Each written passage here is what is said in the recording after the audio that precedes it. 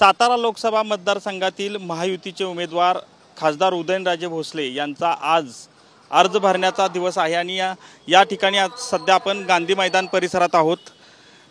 याच ठिकाणाहून खासदार उदयनराजे भोसले हे आपलं शक्ती प्रदर्शन करत जिल्हाधिकारी कार्यालयात महारॅलीतून जाणार आहेत। यासाठी खास करून महायुतीचे महत्त्वाचे नेते म्हणजे मुख्यमंत्री एकनाथ शिंदे, उपमुख्यमंत्री देवेंद्र फडणवीस, अजित पवार हे उपस्थित राहणार आहेत।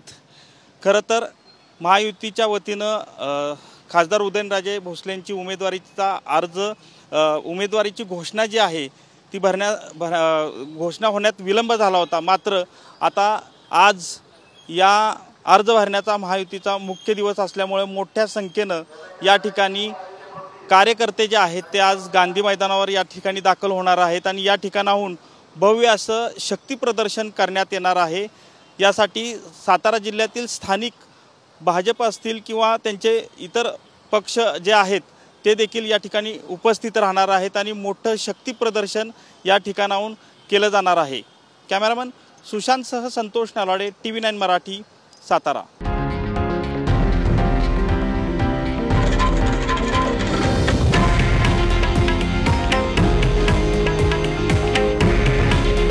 हे आहे देशातील नंबर 1 न्यूज नेटवर्क आणि आपण पाहत आहात TV9 मराठी।